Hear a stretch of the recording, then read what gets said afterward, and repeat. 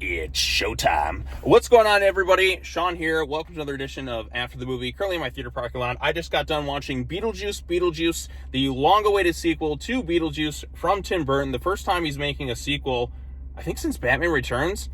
Yeah, this is really the first time Tim Burton has actually directed a sequel since Batman Returns. And much like Batman Returns, it's a pretty enjoyable time.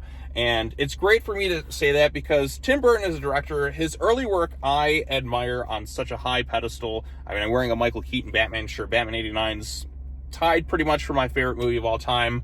Love Beetlejuice, love Pee-wee's Big Adventure, Batman Returns, Edward Scissorhands. Like, his first 5 films are all top tier movies. Like, I love those movies. I've watched them over and over and over again throughout the years. And I was getting pretty excited for a Beetlejuice 2, but you also kind of have this worry going into it because sometimes legacy sequels, they can deliver and even be better than the first film, like a Top Gun Maverick, or you'll have some that are just kind of underwhelming. It's like, why did we bother making this one? Insert kind of forgettable legacy sequel here. So this one, I was kind of going in, I was excited to see it because I love Michael Keaton as Beetlejuice. I mean, that character is really iconic. They even had the cartoon series, which I watched a little bit of when I was a kid. But that first movie is really solid. It's very imaginative. It's funny too. And Keaton's just kind of the main thing that you kind of take away from that first movie. And of course, you had the bits like, Jumping the Line, Deo, and the musical numbers and whatnot, and the imaginative visuals. We get stop motion effects and all sorts of other crazy, wacky stuff. And the sequel definitely kind of takes that and expands upon the afterlife world a lot further. We get some imaginative visuals. Like, this is the most back Tim Burton has been in quite a long time. Like, this feels like old school Tim Burton. And I really, really, really missed old school Tim Burton. You have that dark sense of humor, the imaginative visuals, the stop motion, and it definitely there's a lot more passion in this film than there has been in a lot of his other movies over the past several years. Like, some of his other movies, in kind of recent memory, just haven't been clicking. Like Dumbo, I just felt kind of nothing watching that one, or Miss Peregrine's whatever it was. But this one, you definitely feel the passion. Like, as soon as that Danny Elfman music kicks in right at the beginning, it definitely kind of calls back to the first film, but it's not all member-berries. They do kind of expand. They don't exactly do the same plot as the first film. Like, this film goes into it's like, okay, you already know what the afterlife is. Let's kind of expand upon it a bit. Let's have some jokes. Let's just have a fun time. And you really kind of get that with this one. Now, I will say the thing that the first movie has over this one, for sure, it's a lot more focus. This one has a lot of different plot threads going on, a lot more than I was kind of expecting. And not all of them have necessarily the best payoff, but what kind of makes it the movie for me is the actors and the performances really kind of carry this thing through. And it also is genuinely really funny. Like, the standouts, of course, Michael Keaton back as Beetlejuice. Catherine O'Hara gets, Catherine O'Hara, of course, mom from Home Alone and whatnot. Like, she is very funny in this thing. She gets a lot of laughs for sure. Like, just playing off that kind of obnoxious, art, persona or whatnot. You get a lot of laughs from her. And also, Winona Ryder's boyfriend, slash fiance, slash whatever you want to call him, he has a lot of laughs too. He's kind of awkward, and he's her producer, and he's just, you kind of find out more stuff about him as the movie goes on. Then you also have Lydia back, and Winona has some good moments too in here. She slides back into the role well. Not quite as, because she was that kind of outcast goth child from before, and she's kind of having some PTSD, and she's seeing flashes of Beetlejuice as this thing kind of begins. Keaton, of course, is great, and he's got a lot of funny bits in there. He has the biggest laugh in the movie, where he just kind of pops up in one scene. I won't necessarily give it away, but I laughed really hard. They definitely have bits where they try to recreate moments like the Deo scene from the first film. They have a musical number in there, which is pretty funny. And like I said, Beetlejuice gets a lot of laughs when he's on screen, and that's what you want to see in a movie like this. It's more for the laughs and the performances that really kind of make it. Storylines, some of them don't necessarily have the best of payoffs. I will say that kind of about the get-go, because you have a lot of different plot threads going on. So you have the storyline with Lydia and, the passing of her father. What's his face? Jeffrey Jones is obviously not going to be in this movie. His character has died. At the start, that's where they're all coming back to the old town for the funeral. And obviously they can't really have Jeffrey Jones in the movie if you know what he did. So look up Jeffrey Jones. Not going to say exactly what it was, but he did some very nasty, naughty things. That's why you don't see him in movies and that anymore. So you have that, and they do play with that well. They do kind of explain what happened to Alec Baldwin and Gina Davis because they were ghosts. Like, why aren't they in here? Well, they found a way to kind of write them out of the movie in a way. So, like, they do explain why they're not in this film. But it's Lydia, it's Astrid and Delia, Catherine O'Hara's character. They're going back to the old place, and then, Winona Ryder's boyfriend. She's also been seeing Beetlejuice and trying to kind of get over that stuff that happened to her when she was a teenager. And she also has kind of a disconnect with her daughter Astrid, who is kind of like her in that sense where she, like, when Lydia was a teenager, she didn't really get along with her parents quite as well. But Astrid's kind of similar to her mom in some ways, but also definitely different. She doesn't believe in ghosts and whatnot. She just definitely has that outcast vibes to her as well. But she has her own storyline that goes on throughout the movie. She meets some boy, and that one, I feel like at first you're kind of like, why are we even here? What are we doing with this? But then it eventually is kind of like ties back in together. And it's like, oh, okay. Because like at first when you're kind of watching, like, I'm not sure how I feel about this, but then it kind of like, as it goes on, it starts to make a little bit more sense. Then, of course, Beetlejuice and his thing right there, like, he has some stuff going on in the afterlife. His ex-wife is back and wants to suck his soul, and, like, played by Monica Bellucci. So you got that storyline, and you got, like, Winona Ryder's storyline. Then you have Willem Dafoe, who's, like, this afterlife detective who's a former B-movie star, and he's pretty good in the thing, and he definitely is having a lot of fun in this. But you see what I'm getting at. You have all these different plot threads, and not all of them necessarily have the best of payoffs, because you have the storyline. We have a strong start with Monica Bellucci's thing, and then, like, she's kind of like a driving force in one area, and then you have this other plot going on here, and it doesn't have the focus of the first film, and that's one thing that one had an advantage of. But the thing that this one has over the first one, is you get to see a lot more of the afterlife. You get to see this world and what they kind of do with it, and we get to see more of it, and it's always a lot of fun.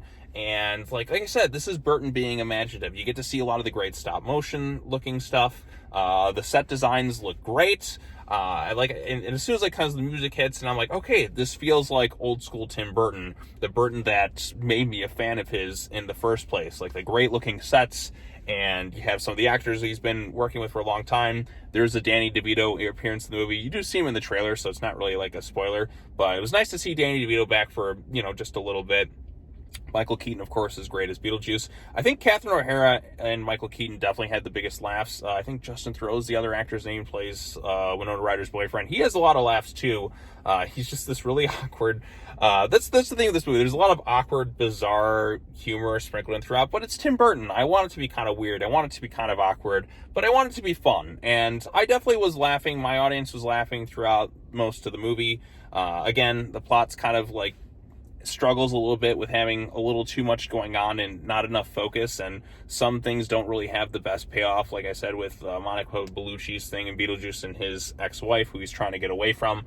He, of course, still wants to try and marry Lydia once again because of the whole thing with, trying to get out of the afterlife. He's always, being mischievous and doing his thing and just being a little bit like slimy. And that's the great thing about Beetlejuice. Like, he's still the same old Beetlejuice that you remember from the first film, but he's also like has a lot of funny bits too. And unfortunately, a lot of them have been given away in the trailers. So if you haven't really watched much of the trailers, I'd probably recommend not overdoing it, because a lot of the best jokes are kind of given away. But like I said, a lot of the stuff we haven't seen in them is still in this movie. There's one in particular with him, with Keaton, and it involves him, I guess, working behind a desk. And I won't say much else, but that one had a lot of laughs for me. So it definitely has, like, the ending is kind of bizarre too. I mean, again, this is a bizarre movie but you kind of want that going into this film.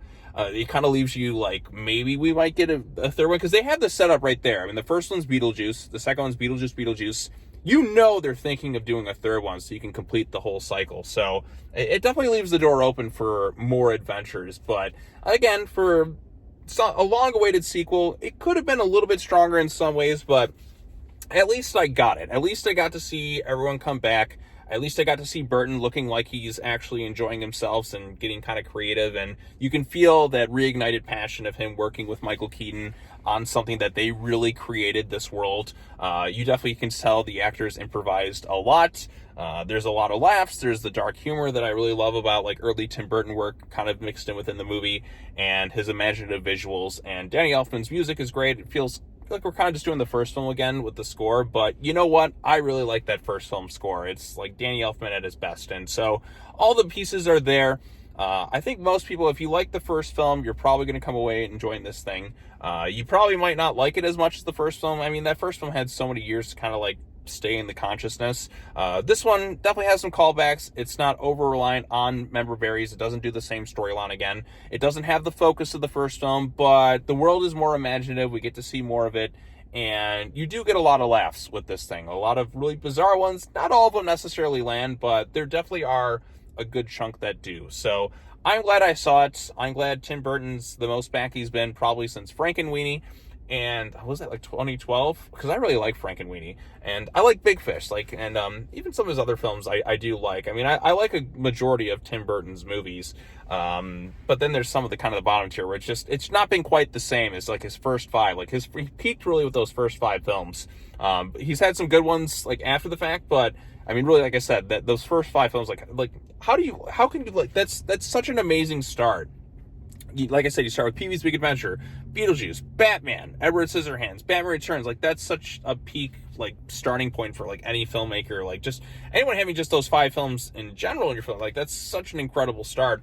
And this is definitely, like, one of his, you know, better films. It's definitely up near, it's in the top 10 for sure. I mean, he's done, what, like 20 movies at this point? So, it's in the upper rankings of Burton's movies. I wouldn't say, like, I mean, the first film, I've had many years to kind of experience it, so I want to kind of give this one a little bit of time. But like I said, that more focused plot was kind of what helped the first film. But this one, I feel like I laughed a little bit more, and the visuals in that were a little bit more off the wall, kind of crazy and creative.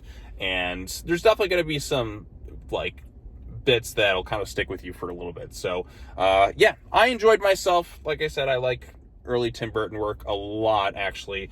And again, things could have been a little bit stronger in some ways, and it felt like they had, because of this thing was in development for so long and having so many, like, different ideas for the sequels. I remember one was, like, Beetlejuice Goes Hawaiian, and it was just kind of this, am I ever going to see this movie? I'm just happy it's kind of out here finally, and I'm just glad I had fun with it. So, yeah, like I said, good Tim Burton movie.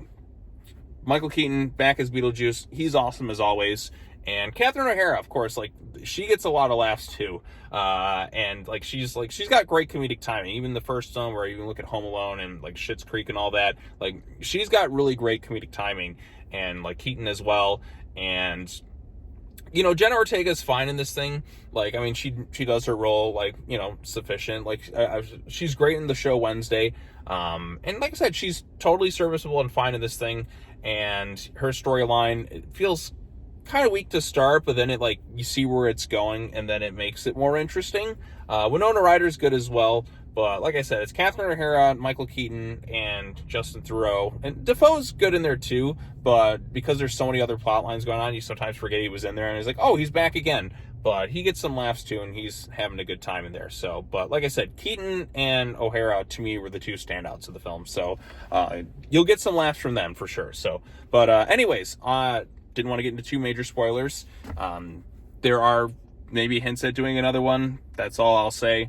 I'm sure it's going to happen at some point, because you have the setup there, Beetlejuice, and he didn't show up, so disappointed. But at least he's here in spirit with this. But yeah, so I enjoyed myself, and if you like the first film, you'll probably like this one too. So yeah, that's all I really have to say. Post your comments down below. Be sure to like this video, share it with your friends, subscribe to the YouTube channel for more content. Made sure to keep this one as spoiler free as I could. And yeah, good times. I'm very glad to have Tim Burton back. That's all I can say. Like, the most back he's been in many, many years. So, all right, well, that's all I have to say. As always, take care now. Bye-bye then, and I will see you all in the next video. Peace out.